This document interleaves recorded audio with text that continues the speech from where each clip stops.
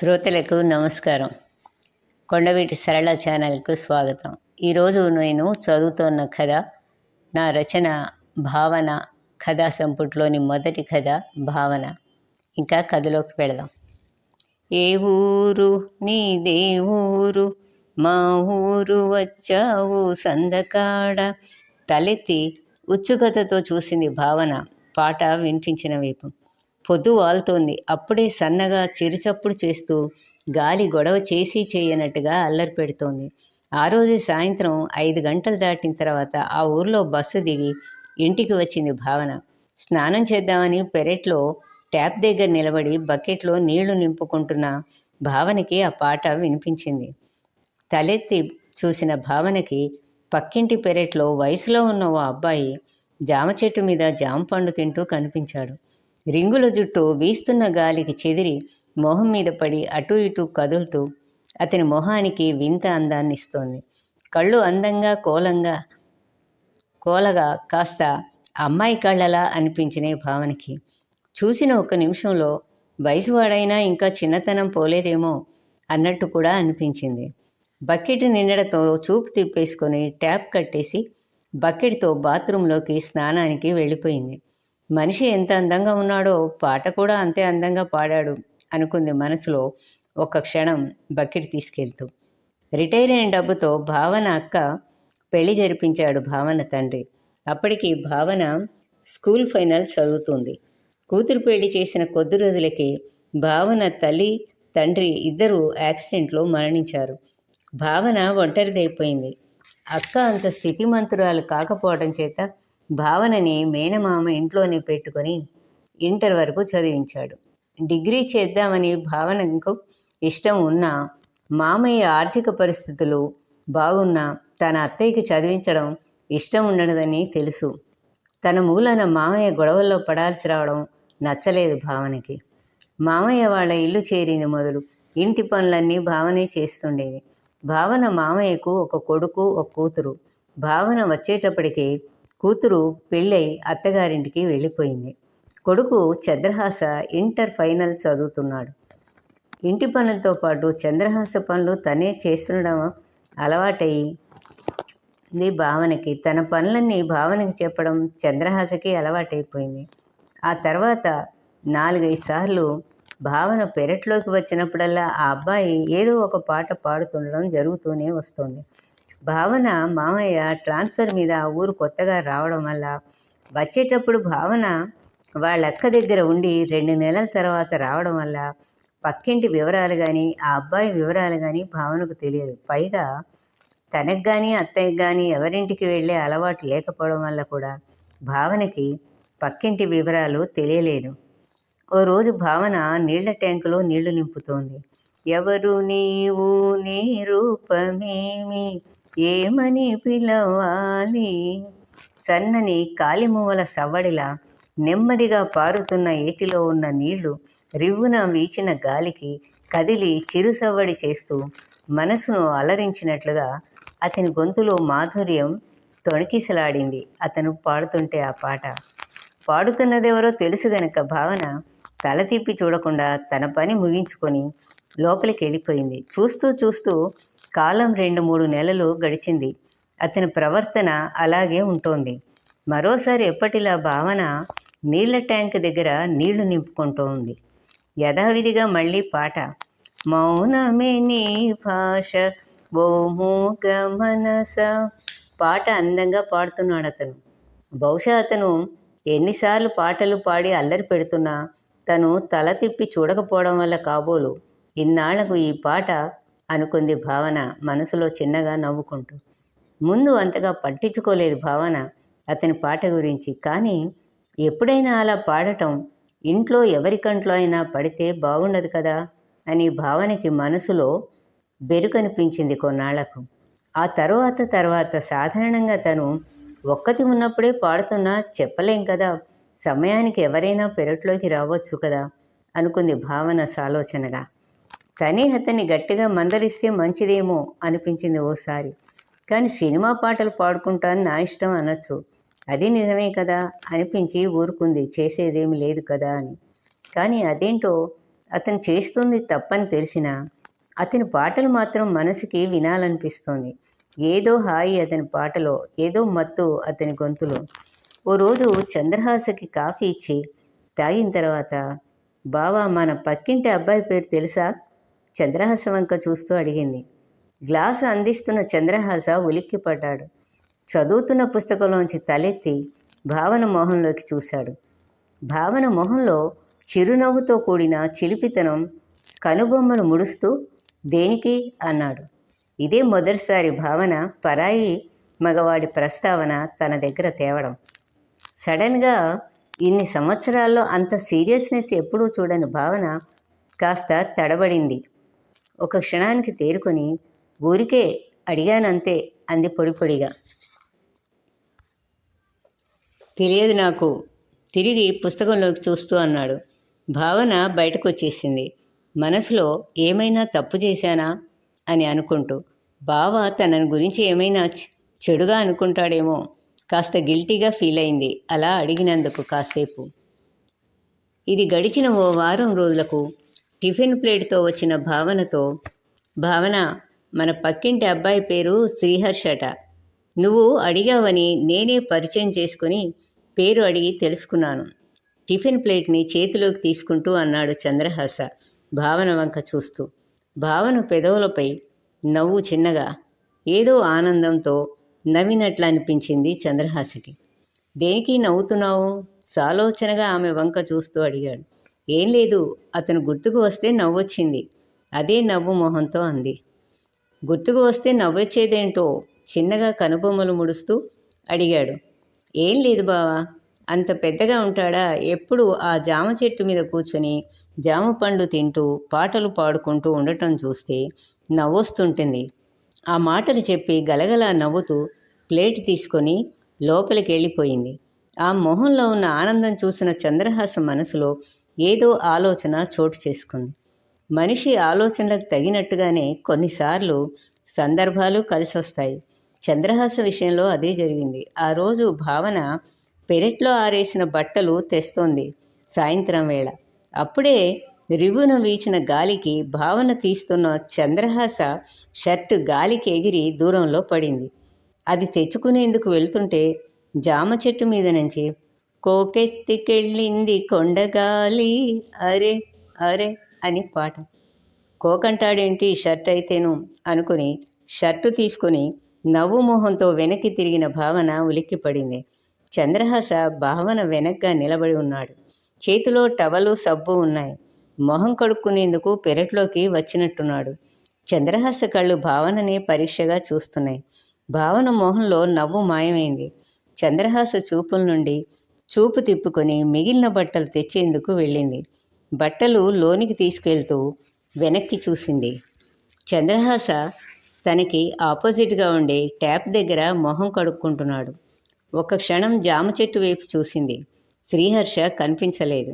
చంద్రహాసన్ చూసి దిగిపోయినట్టున్నాడు. మరో రోజు అలాంటి సంఘటనే జరిగింది. పెరట్లో చెట్లకి నీళ్లు పడుతోంది భావన.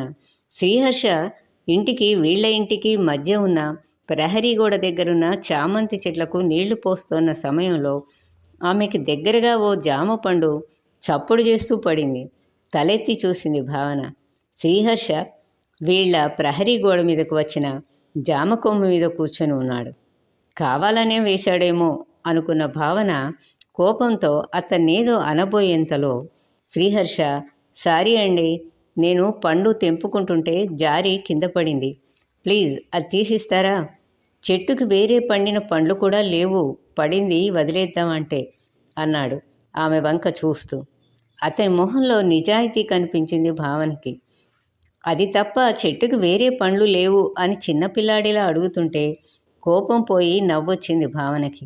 అందుకే చిన్నగా నవ్వుకుంటూ కింద పడ్డ జామ పండు తీసి అతనికిద్దామని వంగి పండు తీయబోయింది. అప్పుడే పక్కగా వచ్చి నిలబడిన చంద్రహాస దాన్ని తీసుకొని శ్రీహర్ష చేతికి అందించాడు. పండుని అందుకున్న శ్రీహర్ష థ్యాంక్స్ అని చెప్పబోయేంతలోనే, ఈసారి పండ్లు కోసుకునేటప్పుడు కింద పడిపోకుండా కోసుకో అని భావన వైపు తిరిగి, అమ్మ నిన్ను ఎందుకో రమ్మని చెప్పమంది, అందుకే పిలుద్దామని వచ్చా అని వెనక్కి తిరిగి ఇంట్లోకి వెళ్ళిపోయాడు. తర్వాత దాదాపు నెల రోజులకి చిన్న బ్రీఫ్ కేసుతో ఇంటర్వ్యూకి బయలుదేరాడు చంద్రహాస. అతన్ని పంపించడానికి వచ్చారు చంద్రహాస, అమ్మ, నాన్న. భావన వాళ్లతో వస్తానని చెప్పి 10 అడుగులు వేసిన చంద్రహాస జేబులో చేయి పెట్టి వెనక్కి తిరిగి వాళ్ళున్న దగ్గరగా కిందకు చూస్తూ, భావన, నా కర్చీఫ్ పడిపోయింది అక్కడ చూడు, తెచ్చివు కాస్త అన్నాడు అప్పుడే ఆగి. గడపలో నిలబడి అతని వైపు చూస్తున్న భావన అతని మాటలకు నేల వంకకు చూసింది. నిజంగానే ఇందాక తనే అతని చేతికిచ్చిన కర్చీఫ్ కింద పడి ఉంది. వెంటనే 2 అడుగులు వేసి కర్చీఫ్ తీసి చంద్రహాస దగ్గరగా వెళ్ళి అందించింది. కర్చీఫ్ అందుకుంటూనే చిన్నగా ఆమె చేతి వేళ్ళని తాకుతూ థ్యాంక్స్ అన్నాడు. ఈ అనుకోని హఠాత్ పరిణామానికి ఉలిక్కిపడి తడబాటుగా చంద్రహాస వంక చూసింది. ఆమె తడబాటుకో మరేదో మెత్తగా నవ్వాడు చంద్రహాస. తిరిగి వెంటనే వెనక్కి తిరిగి గబగబా అడుగులు వేస్తూ ముందుకెళ్ళిపోయాడు. భావనకి వెనక్గా ఉండటాన జరిగింది చంద్రహాస తల్లిదండ్రులకు తెలియలేదు. అనుకోని సంఘటనకు బిత్తరపోయిన భావన గబగబా తలదించుకొని అత్తయ్య మామయ్యలను దాటుకొని తన గదిలోకి వెళ్ళిపోయింది. కుర్చీలో కూర్చొని కళ్ళు మూసుకుంది. మనసంతా ఏదో వ్యాకులపాటు, ఏదో వేదన. ఎందుకు బావ అలా ప్రవర్తించాడు? తను వచ్చిన ఇన్నేళ్లలో బావ ఎప్పుడూ ఈ విధంగా ప్రవర్తించలేదు. శ్రీహర్ష విషయంగా తనను చులకనగా చూస్తున్నాడా? తన మీద బావకేమన్నా అనుమానమా? ఏవేవో ఆలోచనలు. ఆ రోజంతా భావన దిగులు బాధతో గడిపింది. 2 రోజుల తర్వాత ఉదయాన్నే చంద్రహాస వచ్చినట్టు అత్తయ్య మామయ్యల మాటల సందడి వినిపించిన భావన వెళ్ళి పలకరించలేదు చంద్రహాసని. మామూలుగా అయితే బావ రాగానే వెళ్ళి పలకరించేది. కానీ ఇంకా అతన్ని పలకరించాలనిపించక తనే పనులు చేసుకుంటూ వెళ్ళిపోయింది. అర్ధరాత్రి తన గది తలుపు మీద చిన్నగా తడుతున్న చప్పుడు అవుతుంటే లేచి తలుపు తీసిన భావన చంద్రహాసను చూసి ఉలిక్కిపడింది. తలుపుకి నిండుగా చంద్రహాస నిలబడి ఉన్నాడు. అతని చేతిలో టేప్ రికార్డర్ ఉంది. ఏంటి అని భావన అడిగే లోపలే ఆమెను తప్పుకుంటూ లోనికొచ్చి చేతిలో ఉన్న టేప్ రికార్డర్ని టేపుల మీద పెట్టి కుర్చీలో కూర్చున్నాడు. భయంతో తెల్లబోయి అతన్ని చూస్తున్న భావన, రా వచ్చి కూర్చో అన్న చంద్రహాస పిలుపుతో తుళ్ళిపడి తనకు తెలియకుండానే గబగబా అడుగులు వేస్తూ వెళ్ళి తన మంచం అంచున కూర్చుంది. ఒళ్ళంతా ఏవో చిరుచెమటలు. బావ తన గదిలోకి రావడం ఇదే మొదటిసారి. అత్తయ్య వాళ్ళు చూస్తే అది అర్ధరాత్రి బావ ఎందుకు వచ్చినట్టు?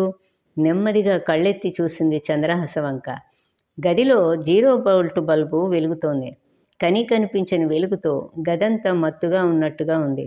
చంద్రహాస నైట్ డ్రెస్లో పడుకొని లేచాడేమో. రింగుల జుట్టు చెరిగి మొహం మీద పడి అందంగా కనిపిస్తున్నాడు.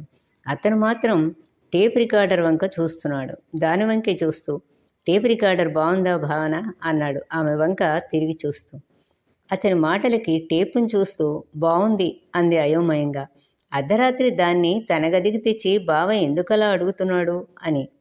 నీకోసమే తెచ్చాను. నాకోసమా? భావన కళ్ళలో ఆశ్చర్యం. అవును, నీకోసమే. నీకు పాటలంటే ఇష్టమేమోననుకున్నాను. అయ్యో, ఎందుకు బావా? నాకు పాటలంటే ఏమంత ఇంట్రెస్ట్ లేదు. పాటలు పాడేవాళ్ళంటే ఇంట్రెస్టా? అనుకుని ఆ ప్రశ్నకు చెంప మీద చెళ్ళున కొట్టినట్టు అయింది భావనకి. శ్రీహర్ష మనసులో మెదిలాడు ఆరక్షణం. ఏదో మాట్లాడబోయింది. కానీ అప్పటికే చంద్రహాస గది వదిలి వెళ్ళిపోయాడు. తెల్లవారిన తర్వాత భావన చంద్రహాస గదికి వెళ్ళలేదు. ఎందుకో అతని ప్రవర్తనలో ఏదో మార్పు కనిపించింది. అతని గదికి వెళ్ళడం కూడా మానేసింది. ఆరోగ్యం బాగాలేదని వాళ్ళ అత్తయ్యనే భోజనం తీసుకెళ్ళమని చెప్పేసింది. చంద్రహాసకి దూరంగా ఉండడం మొదలుపెట్టింది. భావన వాళ్ళు ఆ ఊరొచ్చి 6 మాసాలు గడిచినాయి. చలికాలం పోయి వేసవి ప్రవేశించింది. జామ చెట్టు కాయలు అయిపోయినాయి. శ్రీహర్ష చెట్టు మీద కనిపించడం మానేశాడు. కానీ ఎప్పుడైనా తను బయట గేట్లో నిలబడితే కిటికీలోంచి చూసి వచ్చేవాడో ఏమో, తను వాళ్ళ గేట్లోకి వచ్చి నిలబడేవాడు. ఇది భావనకి ఇబ్బందికరంగా అనిపించి లోపలికి వచ్చేసేది. పైగా బావ చూస్తే తనని అనుమానపడవచ్చు అనుకుంది కూడా. ఓ రోజు భావన వాళ్ళ ఇంటి గడపలో నిలబడి జడ వేసుకుంటోంది. ఆ సమయంలోనే శ్రీహర్ష వాళ్ళ కిటికీలోంచి శ్రీహర్ష పాడుతున్న పాట అదిగో నవలోకం వెలసే మన కోసం. గాలిలో మధురంగా తేలి వస్తోంది. ఒక క్షణం దువ్వుకోవడం ఆపేసి ఆ పాటలో లీనమైన భావన. భావన అన్న చంద్రహాస పిలుపుతో ఉలిక్కిపడింది. వెనక్కి తిరిగి చూసింది. తన వెనుకగా చంద్రహాస నిలబడి ఉన్నాడు. పాట వినడంలో లీనమైన ఆమె అతని రాక గమనించలేదు. మంచినీళ్ళు కావాలి, కాస్త తెచ్చిపెట్టు అని తన గదికి వెళ్ళిపోయాడు. కాసేపు ఆలోచించింది భావన. మంచినీళ్ళు ఇవ్వాలా వద్దా అని. అతని గదికి వెళ్ళడానికి మనస్కరించడం లేదు తనకి. పోనీలే, వచ్చి అడిగాడు కదా, ఇస్తే సరి అనుకుని వంటగదిలోకి వెళ్ళి మంచినీళ్ళ గ్లాస్తో చంద్రహాస గదిలోకి వచ్చింది. చంద్రహాస తన గదిలో కుర్చీలో కూర్చొని కిటికీలోంచి బయటకు చూస్తున్నాడు. అతని చూపులు ఏవో దీర్ఘంగా ఆలోచిస్తున్నట్లు ఉన్నాయి. బావా, మంచినీళ్ళు అంది చిన్నగా భావన.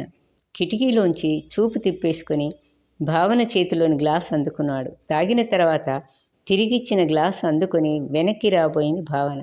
కానీ చంద్రహాస గ్లాసు వదలలేదు. ఇద్దరి చేతులు గ్లాసు మీదే ఉండిపోయినాయి. కోపం వచ్చిందా ఆమె మొహంలోకి చూస్తూ అన్నాడు చంద్రహాస. దేనికి అంది భావన. చంద్రహాస గ్లాసు వదలకపోవడంతో ఇబ్బందిగా ఫీల్ అవుతూ. అదే, పాట విననీయకుండా నీళ్ళడిగి డిస్టర్బ్ చేసినందుకు. అలాంటిదేం లేదు అంటూ అతని చేతుల్లోంచి గ్లాస్ అందుకొని వెనక్కి తిరిగి గది దాటబోయింది. కానీ అంతలో చంద్రహాస మళ్ళీ భావన అని పిలవడంతో తిరిగి చూడకుండా ఏంటి అంది కాస్త విసుగుతూ. మొన్న నేను ఇంటర్వ్యూకి వెళ్ళొచ్చిన జాబు వచ్చింది. 2 రోజుల్లో వచ్చి జాయిన్ అవ్వాల్సిందిగా లెటర్ వచ్చింది. రేపు బయలుదేరదాం అనుకుంటున్నాను. నా సూట్ కేసు సర్దు అన్నాడు. సరే అంటూ గది వదిలి తన గదికి వెళ్ళిపోయింది. గ్లాసు వంటగదిలో పెట్టేసి తన గదికి వచ్చిన భావన మంచం మీద వెల్లకిలా పడుకుంది. ఆమె మనసు ఎందుకో ఉల్లాసంగా రిలీఫ్గా ఉంది. వేరే ఊర్లో ఉద్యోగం వచ్చి బావ వేరే ఊరు వెళ్ళిపోతున్నందుకు భావన తనకు తెలియకుండానే ఎందుకో సంతోషంతో పొంగిపోయింది. ఈ రకంగానైనా బావ గొడవ ఉండదు. బావ వేరే ఊరు వెళ్ళిపోవడం తన అదృష్టంగా భావించి చాలా రోజుల తర్వాత భావన ఆ రాత్రి హాయిగా నిద్రపోయింది. మరునాడు రాత్రి 10 గంటలకు చంద్రహాస ప్రయాణం. భావన అన్యమనస్కంగానే చంద్రహాస సూట్ కేసు సర్దింది. నిజానికి ఎందుకో కొంత తనకు తెలియకుండానే బావ చదువుకునే రోజులలా ఇంకా ఎక్కువసార్లు ఇంటికి రాడు అనుకుంటే బాధగా ఉంది. కానీ అతని ప్రవర్తన మళ్ళీ అతను రాకపోవడమే మంచిది అని గుర్తు చేస్తోంది. సూట్ కేసు సర్దడం అయిపోగానే దాన్ని టేబుల్ మీద పెట్టి టేబుల్కి ఓ పక్కగా ఆనుకొని నిలబడి సూట్ కేసు సర్దేశాను, ఒకసారి చూసుకో బావా అంది చంద్రహాస వంక చూస్తూ. చంద్రహాస అప్పటికే భోంచేసి డ్రెస్ వేసుకొని అద్దం ముందు నిలబడి తల దువ్వుకుంటున్నాడు. బ్లాక్ కలర్ ప్యాంటు మీద white colour full hands shirt వేసుకొని షర్టు చేతులు మోచేతులకు దగ్గరగా మడిచాడు. 6 అడుగుల కన్నా ఎత్తుతో అందమైన నొక్కుల జుట్టుతో తీర్చిదిద్దినట్టున్న ముఖంతో హుందాగా మగసిరి ఉట్టిపడుతూ దృఢంగా అందంగా కనిపిస్తున్నాడు చంద్రహాస. బావలో ఇంత అందం దాగుందా? ఇన్ని సంవత్సరాల్లో తనెప్పుడూ భావని యథాలాపంగానే చూసింది, కానీ పరికించలేదు అనుకుంది ఆ క్షణంలో. తల దువ్వుకోవటం అయిపోయిన చంద్రహాస సూట్ కేసు తీసి చూసుకుంటూ, నీ పాటలు పాడే అబ్బాయి పాటలు ఎక్కడిదాకా వచ్చినాయి అన్నాడు చిన్నగా. అనుకోకుండా వచ్చిన ఈ ప్రస్తావనకి ఒక్కసారి ఉలిక్కిపడింది భావన. మళ్ళీ అంతలోనే తమాయించుకొని ఉక్రోషంతో నిజంగా కూడా ఈ మధ్య శ్రీహర్ష పాడిన పాటే చెప్పింది. నువ్వు రమ్మంటే ఎక్కడికైనా రానన్నానా, నువ్వు అవునంటే నేనెప్పుడైనా కాదన్నానా. పాట దాకా బావా. ఆ మాట అంటూ చంద్రహాస వంక చూసింది మనసులో కోపంతో. చంద్రహాస పెదవులపైన ధరాహాసం తొంగి చూసింది. అచ్చా, ఇంకా పెళ్లి పాటల దాకా రాలేదన్నమాట అన్నాడు అదే నవ్వుతూ. సూట్ కేసు మూసేసి భావన కేసు చూస్తూ భావనకెందుకో ఏం జవాబు ఇవ్వాలనిపించలేదు. క్షణం తర్వాత చంద్రహాస సూట్ కేసు చేతిలోకి తీసుకొని భావనకి ఎదురు వచ్చి నిలబడి ప్యాంటు జేబులోంచి ఒక కవర్ తీసుకో అన్నాడు ఆమె కళ్ళలోకి చూస్తూ. ఆ సమయానికి బయట ఆకాశంలో చంద్రుడు వీధులన్నింటినీ వీక్షిస్తూ విహరిస్తున్నాడు. అతని విహారానికి ఆటంకం కలిగించాలనో ఏమో చిన్న చిన్న మబ్బులు అతనికి అడ్డంగా వస్తూ చిలిపిగా పరుగులు పెడుతున్నాయి. చంద్రహాస భావన కళ్ళలోకి చూస్తున్న సమయానికి మబ్బులు తొలగి వాళ్ళ గది కిటికీలోంచి వీళ్ళనే చూస్తున్నట్టుగా వీళ్ళ గది కిటికీ ఎదురుగా వచ్చి ఆగాడు చంద్రుడు. ఆ కవర్ ఏమిటా అని సందిగ్ధంగా చంద్రహాస వంక చూసింది భావన. తలలో అందంగా అల్లిపెట్టుకున్న కనకాంబరాలు, అతనికిష్టమైన ఆకుపచ్చ రంగు చీర, జాకెటు, చెవులకి ఎర్రరాళ్ల బుట్టలు, సన్నగా అందంగా వనకన్యలా ఉన్న భావన తన వంక అలా చూస్తుంటే ఒకసారి సుతారంగా ఆమెను తాకాలనిపించింది చంద్రహాసకు. నిజంగానే వంగి తల మీద చిన్నగా ముద్దు పెట్టుకున్నాడు. ఉలిక్కిపడిన భావన తేరుకునేలోపు చంద్రహాస కవర్ని ఆమె చేతిలో పెట్టి కదిలి బయటకు వెళ్ళిపోయాడు. 2 నిమిషాల తర్వాత తేరుకున్న భావన జరిగింది తలుచుకుని గుండె దడదడలాడుతుంటే తన గదికి పరుగుతో వెళ్ళిపోయింది కవర్తో సహా. అసలు ఏ విధంగా వాకిలి దాకా వెళుతుంది తను? చంద్రహాస్ చేసిన పనికి చేతిలో ఉన్న కవర్ని టేపుల మీద పడేసి మంచం మీద బోర్లా పడుకుంది. ఎందుకో జీవితంలో ఎప్పుడూ రాని దుఃఖం వస్తోంది భావనకి. తనివి తీరా కాసేపు ఏడ్చింది. ఏడవడం వల్లేమో మనసు కాస్త తేలికపడ్డట్టయింది. వెల్లికిలా తిరిగి పడుకుంది. అప్పుడు టేబుల్ మీద ఇందాక చంద్రహాస ఇచ్చిన కవర్ కనిపించింది. అవును, బావ ఎందుకు ఇచ్చినట్టు ఈ కవర్ తనకి? ఏముండొచ్చో అందులో? ఆ ఆలోచనలతో మంచం మీద నుంచి లేచి టేబుల్ మీద కవర్ చేతుల్లోకి తీసుకుని తిరిగి మంచం మీద పడుకుని కవర్ని చించింది. అందులో 2 పేజీలు అందమైన దస్తూరితో పొందికగా అక్షరాలు చంద్రహాసలాగానే అందంగా రాసి ఉన్నాయి. నిజానికి చదవాలని లేకున్నా ఏదో ఆశ్చర్యం, ఉత్సుకతతో పేజీలు చదివించాయి. వాటిలో ఇలా ఉంది: ప్రియమైన భావన, నా మీద ఎలాంటి అభిప్రాయం ఉందో నాకు తెలియదు, కానీ నాకు మాత్రం నీవు ప్రియమైన దానివి. నువ్వు చిన్నప్పుడు మా ఇంటికి వచ్చినప్పుడు నిన్ను చూడగానే నీ మీద నాకెందుకో అభిమానం కలిగింది. క్రమంగా అది ప్రేమగా మారింది. నా మనసులో నిన్ను భార్యగా చేసుకోవాలని ఊహించుకునేవాణ్ణి. నా ప్రేమను నా మనసులోనే దాచుకున్నాను. కారణం మా అమ్మ నాన్నలు. వాళ్ళకి నా పెళ్లి విషయంలో, కట్న కానుకల విషయంలో పెద్ద ఆశ. నిన్ను నేను చేసుకోవడం అమ్మకి అస్సలు ఇష్టం ఉండదని నాకు తెలుసు. దీనికి కారణం నీకు తెలుస్తుంది ఆలోచిస్తే. కట్నం మీద ఎన్నో ఆశలతో ఉన్న అమ్మ పేదరాల్ని చేసుకోవడం అంటే అది కలలో మాట. ఇలాంటి పరిస్థితుల్లో నువ్వు పెద్దయ్యాక నా ప్రేమ విషయం చెప్పాలనుకున్నాను అప్పుడప్పుడు. కానీ భయంతోనో నీ మంచితనంతోనో మా అమ్మా నాన్నలకు చెబితే వాళ్ళు త్వరపడో లేక కోపంతోనో నీకు వేరే పెళ్ళి కనిపించిన వాడితో చేసేయడం ఖాయం. అందుకే నా ప్రేమని నాలోనే దాచుకొని కష్టపడి చదివి ఉద్యోగం తెచ్చుకున్నాను. నా కాళ్ల మీద నేను నిలబడగలిగితే వాళ్ళకి ఇష్టం లేకపోయినా ఒప్పించి చేసుకోవాలని అనుకున్నాను. అయితే ఆనందంగా సాగిపోతున్న నా భావన ఉత్తుంగ తరంగాలలో రాయి విసిరినట్టుగా శ్రీహర్ష నాకు మధ్యలో తలనొప్పిగా తయారయ్యాడు. నీ మనసు అతని మీదకు పోతుందేమో అని భయపడ్డాను. ఎందుకంటే నా ప్రేమ గురించి నేనెప్పుడూ చెప్పలేదుగా. అతని మీద నీ అభిప్రాయం తెలుసుకోవాలనే అతని ప్రస్తావన నీ దగ్గర అప్పుడప్పుడు తీసుకొచ్చాను. నీ సమాధానాలను బట్టి, నీ ముఖ కవళికలను బట్టి నీకు ఊరక సరదానే కానీ ప్రేమ లేదని అతని మీద అర్థం చేసుకున్నాను. అది నా అదృష్టం కావచ్చు. నీ మనసు దారి తప్పలేదేమో అని నా మనసు నీకు చూచాయిగా తెలియజేయాలని చిన్న చిన్న ప్రయత్నాలు చేశాను. కానీ వాటి వల్ల కల్మషం ఎరగని నువ్వు బాధపడి ఉంటావని నాకు తెలుసు. నిన్ను బాధ పెట్టి ఉంటే క్షంతవ్యుణ్ణి. శ్రీహర్ష భయం తప్ప నాకు మరో దురుద్దేశం లేదు. నన్ను అర్థం చేసుకుంటావని నా నమ్మకం. నా ప్రేమని తప్పక అంగీకరిస్తావని నా మనసు చెబుతోంది. నేను ఉద్యోగంలో చేరాక అమ్మ వాళ్ళతో మన ప్రసక్తి తొందరలో తెలియజేస్తాను. వాళ్ళు ఒప్పుకోకపోవచ్చు. వాళ్ళు ఒప్పుకోకపోతే నిన్ను రిజిస్టర్ మ్యారేజ్ చేసుకుంటాను. అమ్మ వాళ్ళు నిదానంగా నా దగ్గరకు వస్తారు తప్పక. వాళ్ళ మనసు నాకు తెలుసు. వాళ్ళు కావాలి నాకు. ఇన్నాళ్ళు మీ అందరి సాహచర్యంలో గడిపిన నాకు అక్కడ ఒంటరిగా బోర్ అనుకుంటున్నాను. నీకు మాత్రం ఆ పాటగాడి పాటలతో సరదాగానే గడిచిపోతుందనుకుంటాను. సారీ, ఇట్లా రాయకూడదా? నాకు మాత్రం అది తలుచుకుంటే నిద్ర పట్టదని అనిపిస్తోంది. అందుకే వీలైనంత త్వరగా నా భావనల్లో నిరంతరం తులతూగే నా భావన నా భార్య అయి ఈ ఇంటి నుండి నా ఇంటికి వచ్చేసి నా జీవితాంతం నా మధుర భావనగా నిలిచిపోవాలని కోరుకుంటున్నా. నీ బావ చంద్రహాస. కథ సమాప్తం. కథ విన్నాక తప్పనిసరిగా లైక్ కొట్టండి.